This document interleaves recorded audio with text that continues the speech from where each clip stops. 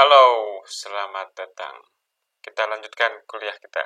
Kemarin ada yang bertanya tentang apa aplikasi dari teori Galois atau apa bagusnya kalau kita punya Galois extension.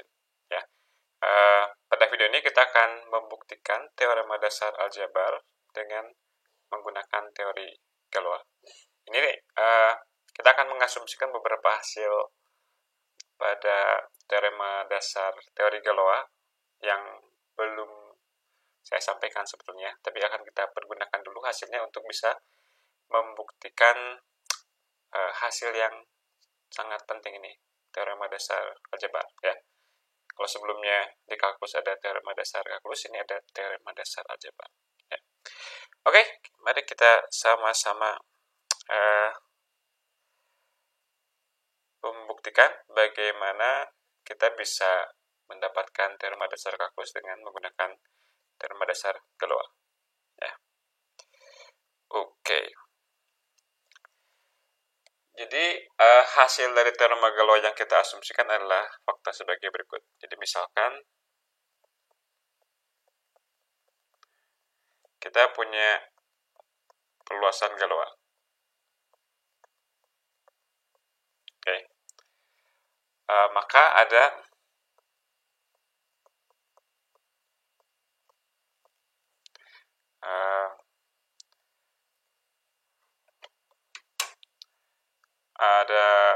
reversing bijection, ada bijeksi tukar urutan,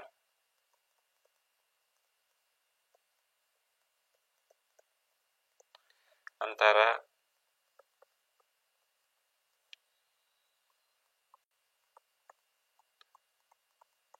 ini apa lat EF, nanti kita jelaskan, dan sub gal F. Oke. Yang pertama, yang ini adalah himpunan semua intermediate field ya. Jadi isinya ini adalah K sehingga K-nya terletak di antara F dan E. Jadi perluasan yang terletak di antara E dan F. Oke. Sedangkan ini adalah kumpulan subgrup dari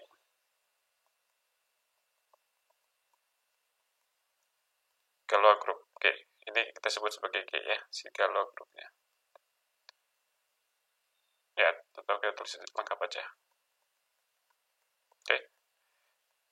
Jadi ada reversing bijection antara kumpulan semua intermediate field dengan kumpulan semua subgroup dari Galois group. Nah, dan si bijeksi ini ya, cara kerjanya begini. Jadi kalau kita punya intermediate field di antara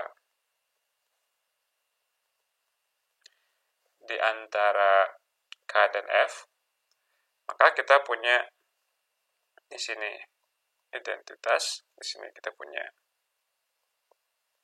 gal F, di sini kita punya gal IK. Oke, jadi pemetaannya seperti ini. Jadi setiap kali kita punya intermediate field, kita punya gal IK. Ya. Dan ini urutannya kebalik ya. Kalau ini semakin ke atas semakin membesar, kalau yang di sebelah kanan semakin ke atas semakin mengecil ya. Dan sebaliknya, kalau kita mulai dari E dan kita ngambil sembarang subgroup dari gal EF, maka kita punya suatu subfield fixa kita punya intermediate field di antara E dan F. Oke.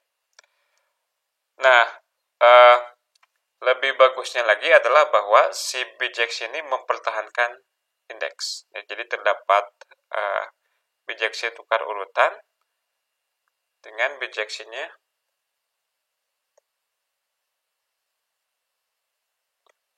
mempertahankan indeks.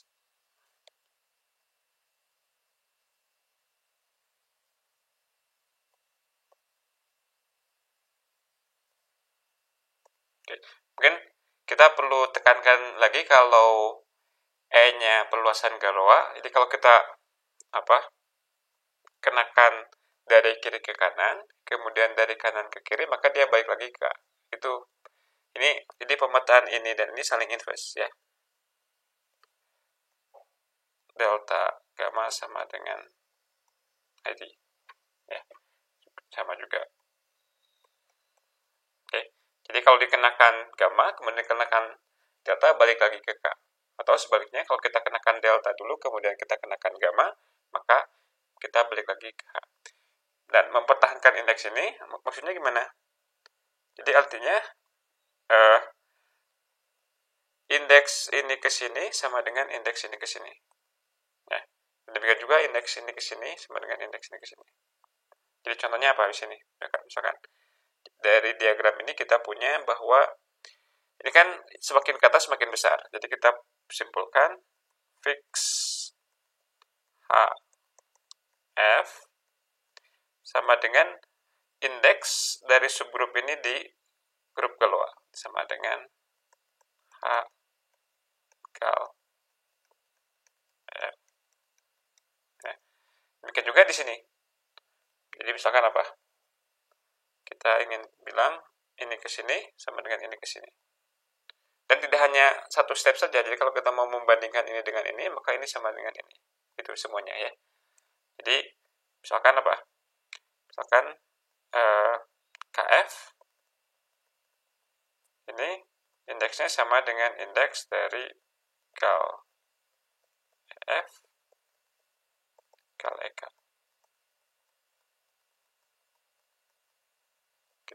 Ya.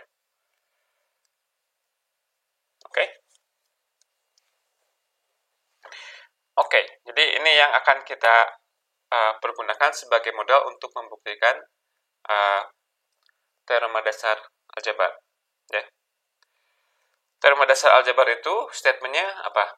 Setiap polinom dengan koefisien bilangan kompleks pasti memiliki akar kompleks. Sesederhana itu. Yang seringkali kita pergunakan begitu saja. Konsekuensinya adalah kalau kita punya polinom dengan koefisien kompleks, maka berderajat n, maka dia punya n buah akar. Ya, itu konsekuensi dari teorema dasar aljabar ini.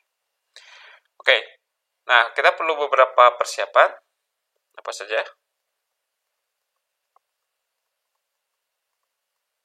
Oke, yang pertama adalah bahwa setiap bilangan positif punya akar. Kalau Anda merasa ini suatu hal yang jelas, ya Anda bisa skip ya. Jadi setiap R bilangan real dengan R positif punya akar.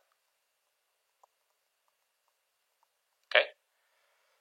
Ya, kalau Anda mau buktikan, kita bisa buktikan dengan cara meninjau fungsi apa? Tinjau, ini terlalu tebal.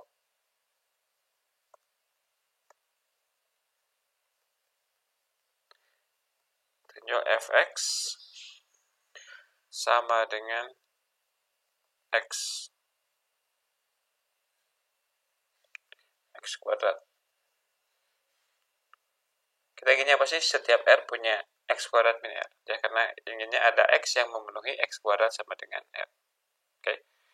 Kemudian kita lihat bahwa f di titik 0, dia nilainya adalah minus R, negatif. Kemudian f di titik, katakanlah nilai mutlak R plus 1, ini besarnya adalah nilai mutlak R plus 1 kuadrat dikurangi R kurangi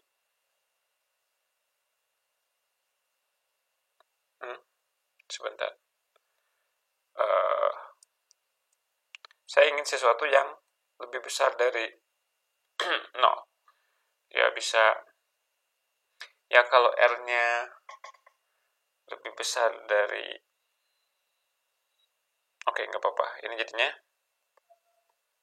kayaknya nggak usah pakai mutlak juga jalan.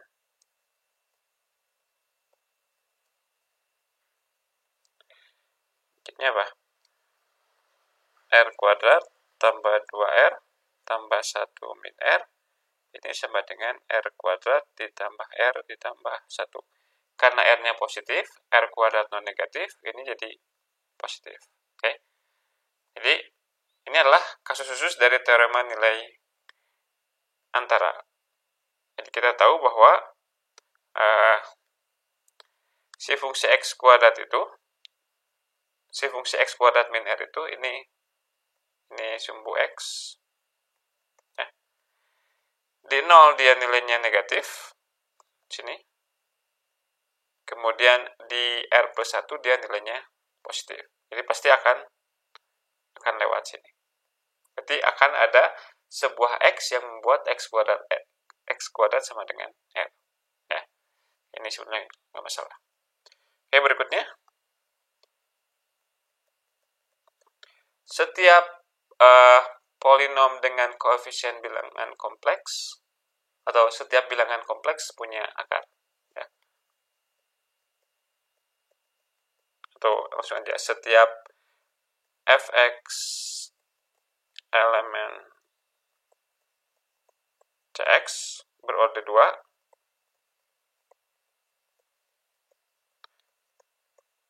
punya akar. Nah,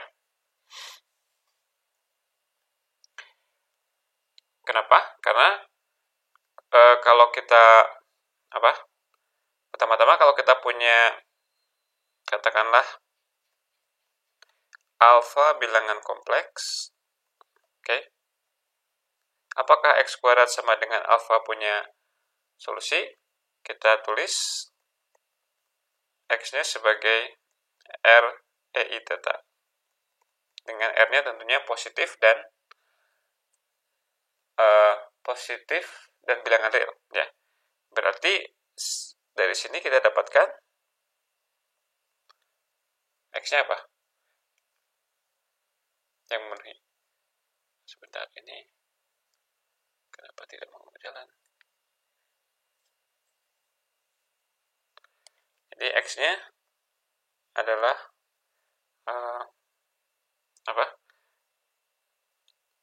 akar R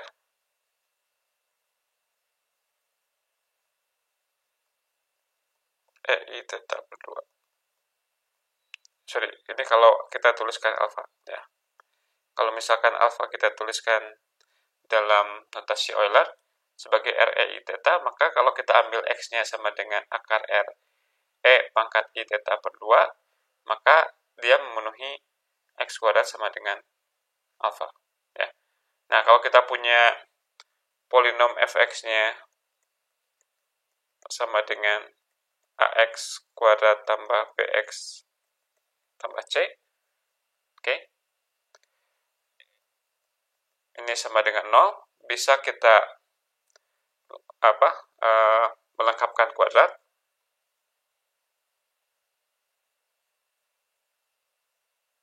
Dengan melengkapkan kuadrat, ini bisa ditulis ulang supaya bentuknya menjadi, katakanlah gini, x min beta kuadrat sama dengan alfa. Padahal menurut hasil yang di atas, setiap alfa punya akar. Akibatnya, setiap polinom berderajat 2 dengan koefisien di C punya akar. Nah, konsekuensinya apa kalau kita lihat dalam sudut pandang perluasan? Jadi konsekuensinya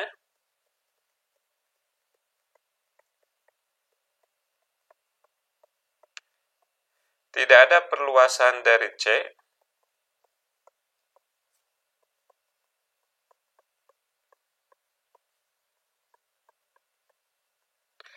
sedemikian sehingga indeksnya adalah 2. Kenapa nggak ada? Oke, karena kalau ada, berarti ini perluasan aljabar dengan orde 2, ya. Dan si ordenya itu sama dengan derajat dari polinom. Jadi kalau ini benar, berarti ada suatu polinom tata reduksi di Cx berderajat 2. Padahal tadi kalau kita punya polinom berderajat 2, dia nggak mungkin tata reduksi. Dia pasti punya akar. Jadi konsekuensinya tidak ada perluasan dari bilangan kompleks yang berorde 2. Ya. Oke, berikutnya kalau kita punya polinom, lagi-lagi dengan teorema nilai antara, dengan TNR, setiap fx polinom dengan koefisien real berderajat ganjil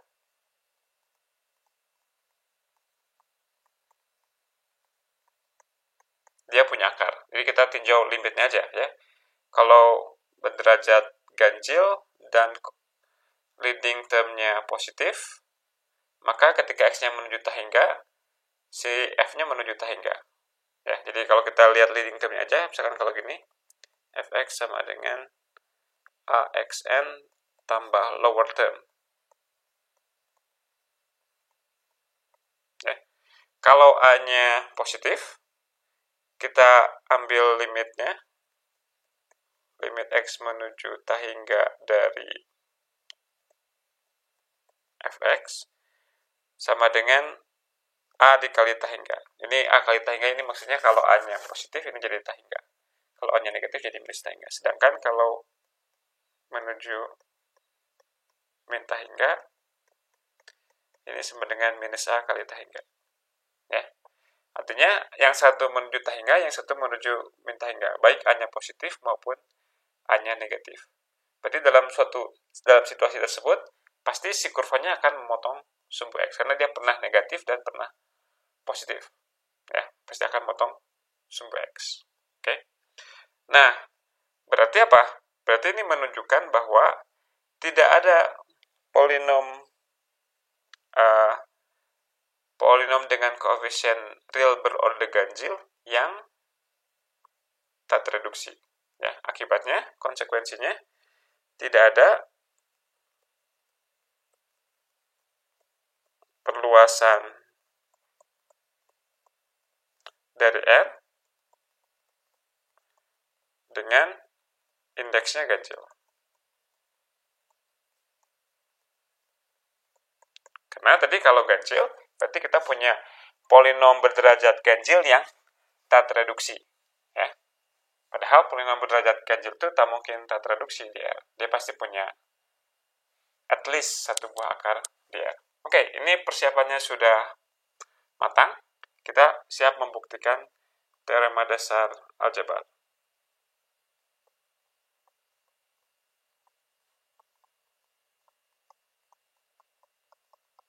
Statementnya apa? Setiap, kita ganti warnanya biar agak berbeda statementnya. Pakai warna apakah? Merah. Setiap f di Cx punya akar di C.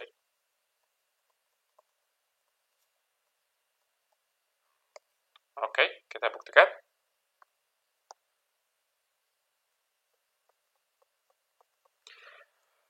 Oke, pertama,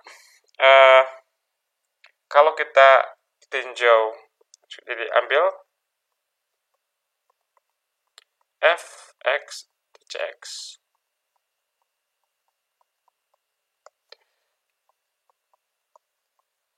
Tinjau polinom fx dikali dengan fx konjugat. Apa artinya fx konjugat? Ini polinom yang mirip dengan fx, tapi masing-masing koefisiennya kita konjugatkan. Ya. Ini kita beri nama sebagai kx. Ya. Sekarang kalau kita lihat, kalau si G ini kita konjugatkan, maka ini sama aja dengan kita mengkonjugatkan F konjugat. Jadi ini F konjugat dikonjugatkan. Hasilnya adalah F konjugat kali F. Ini sama aja dengan G lagi. Ya. Nah, karena G konjugat sama dengan G, artinya apa? Berarti si koefisien itu punya sifat bahwa kalau dikonjugatkan dia adalah dirinya sendiri. Berarti setiap koefisiennya merupakan bilangan real. Jadi G merupakan polinom dengan koefisien real. Nah, sekarang kita lihat bahwa F punya akar di C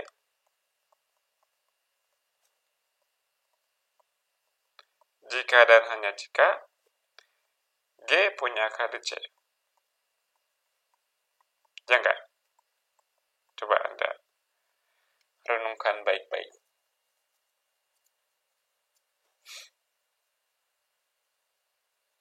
Kalau misalkan F-nya punya akar di C, ya berarti ada alfa di C sehingga F alfa sama dengan 0. Nah, karena si F itu merupakan faktor dari G, ya jelas G alfa juga sama dengan 0. Kalau sebaliknya cukup jelas enggak? Kalau kita punya beta, ya, sebaliknya juga cukup jelas. Kalau beta akar dari G, dan dia akar dari F bar, maka si beta barnya adalah akar dari F. Ya, jadi ini mungkin nanti Anda bisa cek sendiri ya. Nah, apa bagusnya statement ini? Berarti karena punya akar tidaknya suatu polinom di C itu ditentukan oleh punya akar tidaknya polinom terkait G di C, berarti kita cukup membuktikan si teorema dasar aljabar untuk polinom dengan koefisien real saja. Ya, jadi TDK teorema dasar aljabar cukup dibuktikan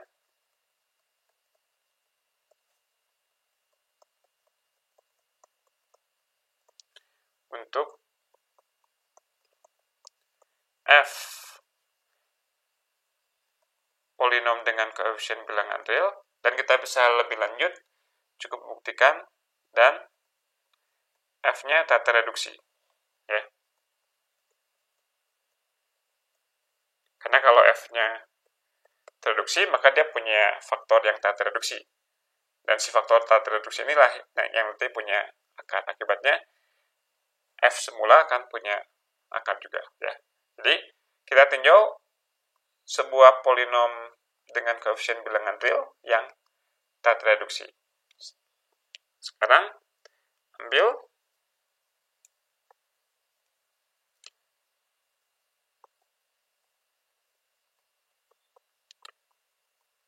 Px sama dengan X kuadrat tambah 1 dikali dengan Fx. Oke. Kemudian, misalkan E adalah splitting field. Ini tentunya dengan koefisien real ya, karena tadi F-nya koefisien real. Misalkan E adalah splitting field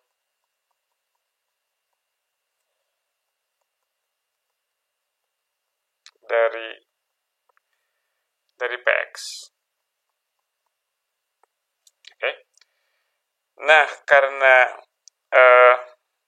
si E adalah splitting field dari Px, maka E itu memuat splitting field dari X kuadrat tambah 1. Ya. Tapi splitting field dari X kuadrat tambah 1 adalah apa? Adalah lapangan kompleks.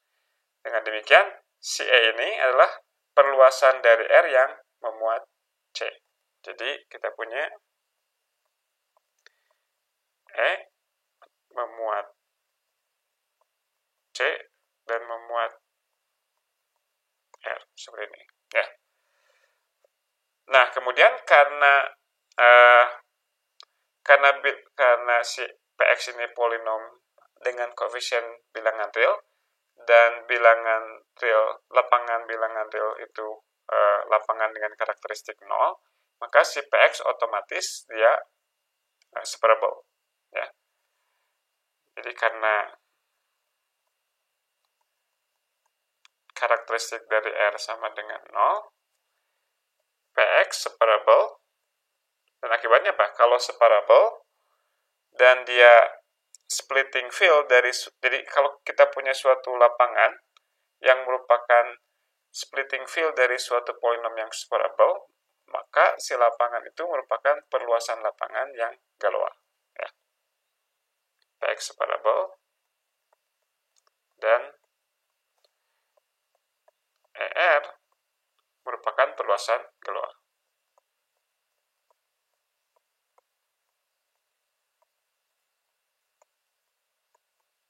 Oke. Nah, sekarang kita misalkan bahwa indeks dari perluasan E atas R ini bentuknya ya ada pangkat genapnya, kita kumpulkan, kita tuliskan sebagai 2 pangkat N dikalikan dengan K, dengan K-nya ganjil. Semua bilangan asli bisa dituliskan sebagai 2 pangkat N kali K, dengan K ganjil. Nah, tadi kalau kita punya perluasan E dan R ini, maka di dunia grupnya kita punya E dan gal ER. Berarti apa? Berarti order group dari si gal ER ini, karena indeks dari ini, indeks ER, indeks E atas R sama dengan indeks dari gal ER, gal ER atas grup trivial E. Tapi grup trivial E kan banyak unsurnya 1, jadi sama aja dengan kardinalitas dari gal ER. Bentar, ini pulpennya suka dat. Ini sama dengan kardinalitas dari gal. Nah, jadi gal ER ini juga kardinalitasnya adalah 2 pangkat N kali K. Ya. Nah, karena ini mata kuliah S2 dan anak S2 harusnya sudah ngambil aljabar 1, ya, dan belajar silo subgroup. Si grup ini punya subgroup dengan kardinalitas 2 pangkat N. Jadi misal ini eksistensinya itu dijamin oleh silo, ya, teorema silo. Misal H subgroup dari gal ER dengan kardinalitas dari H sama dengan 2 pangkat N, ya. Jadi kita punya diagram di sebelah sini, ada E, kemudian ada H, kemudian ada gal ER. Ingat, dari E dan ini kita punya temannya di sini, ini ada E dan di sini ada R. Nah, dari H ini kita dengan mengambil fix H-nya, oke, dia terletak di antara E dan R. Nah, oke. Dan sifatnya adalah bahwa indeks dari gal EH terhadap H sama dengan indeks dari fix H terhadap R. Ya, jadi si indeks dari H terhadap R, oke, ini sama dengan indeks dari gal ER terhadap H. Nah, tapi tadi yang ini kardinalitasnya ini, sedangkan H kardinalitasnya ini. Berarti ini indeksnya berapa? Tinggal kita bagi aja ya. Jadi kalau dibagi ini hasilnya adalah K. Ya. Dan K-nya ingat apa? Ganjil. Maaf, tadi yang ini kurang akurat. Ini harusnya bilangnya yang sini. Setiap fx berderajat ganjil lebih besar dari 1 ya. Kalau berderajat 1 juga punya ini ya. Nggak apa-apa sih. Oke. Jadi ini masih betul pernyataannya. Ya.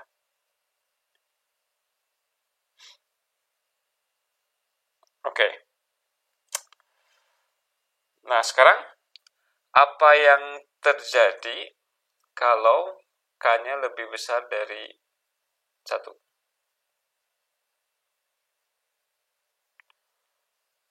Oh, sebentar.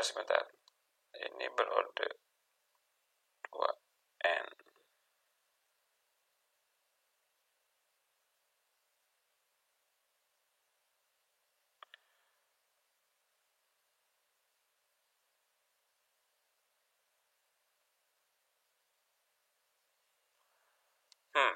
Gimana?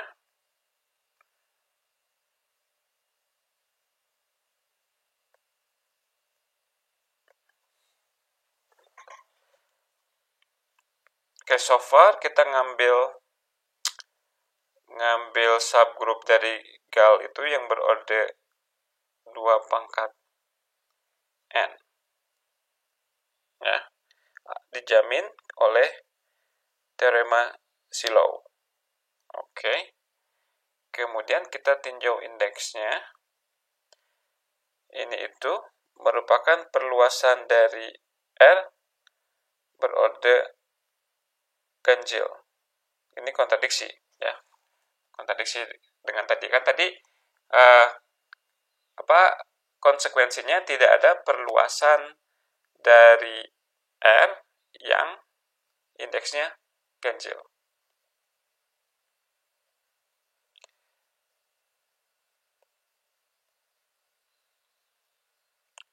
Ganjil lebih besar dari ini ya,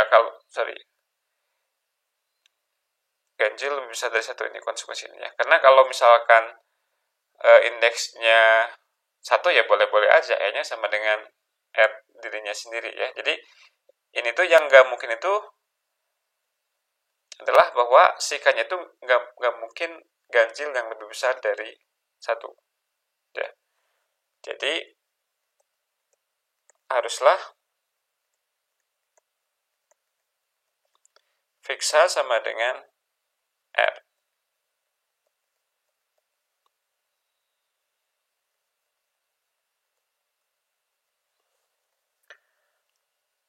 Oke.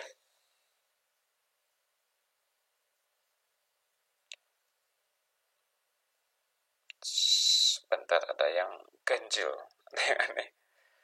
Oke, terus emangnya kenapa kalau begini? Oke, berarti oke. Kesimpulannya haruslah K-nya sama dengan 1 ya, karena kalau K-nya lebih besar dari 1 kontradiksi. Jika K lebih besar dari 1 kontradiksi. Jadi K sama dengan 1 ya. Berarti sigal EN itu persis sama dengan H. Atau dengan kata lain, sigal EN itu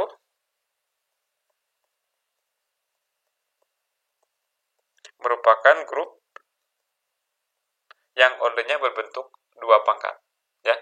Nah, kalau kita punya grup yang ordernya P pangkat, maka dia punya subgrup yang ordernya 2 pangkat M dengan M-nya lebih kecil dari M. Ini sudah kita lihat waktu itu kalau kita punya lapangan dengan order P pangkat M, maka kita punya lapangan dengan order P pangkat N dengan N membagi M ya. Itu kalau lapangan. Kalau grup, si pangkatnya boleh apa saja asal lebih kecil dari N. Oke. Jadi Si grup ini gal R punya subgrup P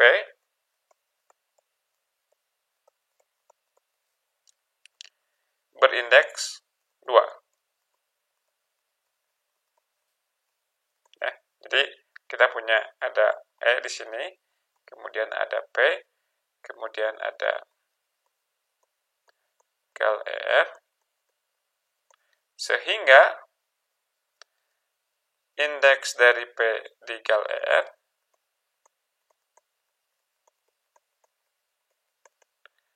indeksnya sama dengan 2.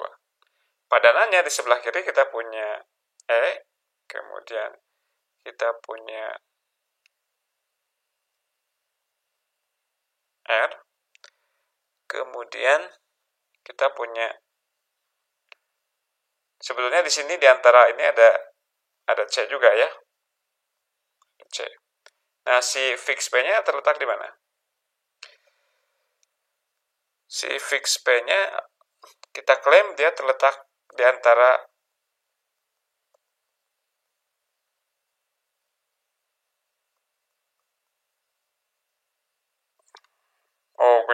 gini. Sebentar. Kita ngambilnya bukan subgrup dari itu, tapi subgrup dari gal EC. Jadi dari sini, maaf, gambarnya gini.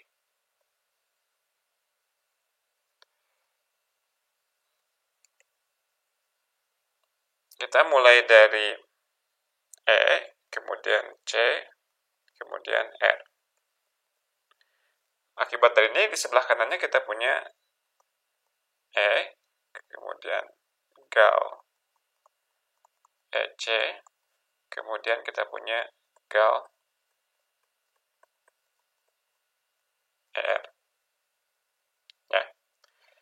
Nah, karena ini tadi grup dengan kardinalitas 2 pangkat, setiap subgrupnya juga punya kardinalitas 2 pangkat. Nah, berarti di sini akan kita temukan suatu subgrup dari gal EC dengan indeks 2. Ya. Ini indeksnya 2. Akibatnya, menurut teorema dasar Galois, kita punya lapangan di sebelah kiri, yakni di sini, fix P, sehingga ini juga indeksnya 2. Oke. Tapi itu nggak mungkin. Ya. Jadi, kontradiksi. Sebetulnya, kontradiksinya di mana? Kita Oke. Jadi kalau si ini itu akan terjadi kontradiksi kalau kita bisa mendapatkan subgrup dari gal EC yang berindeks 2. Ya. Ini kan si gal EC-nya ini kardinalitasnya kan 2 pangkat sesuatu juga, 2 pangkat M. Ya. Jadi, andaikan M-nya lebih besar dari 2, andaikan M-nya tidak 0, maka ada subgrup P dari gal EC berindeks 2.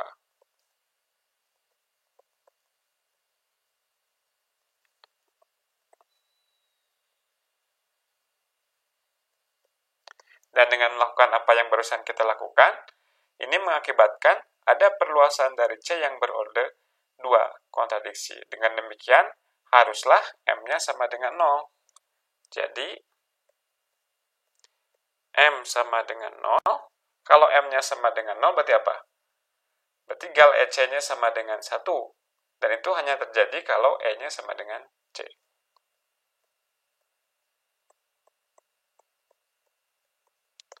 Konsekuensinya apa? Konsekuensinya Fx split di C. Jadi, Fx split di C. Tidak hanya dia punya akar di C, tapi semua akar F-nya ada di C yang membuktikan teorema dasar aljabar. Konsekuensinya adalah semua polinom dengan derajat n punya n buah akar kompleks. Ya, oke, begitu saja salah satu aplikasi dari teorema dari teori Galois, ya, dari teorema dasar Galois. Terima kasih atas perhatiannya. Udah malam nih, udah ngantuk.